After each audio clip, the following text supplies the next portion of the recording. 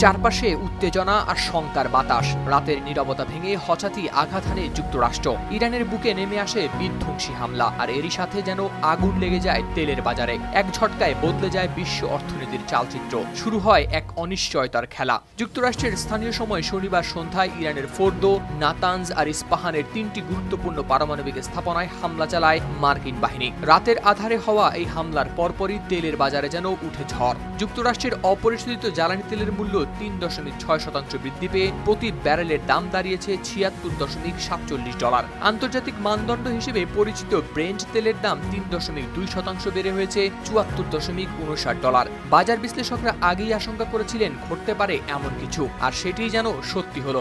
23 June সোমবার এই তথ্য জানিয়েছে ব্রিটিশ সংবাদ মাধ্যম বিবিসি। ডাও ফিউচার্স সূচক 250 পয়েন্ট বা 0.6% কমেছে।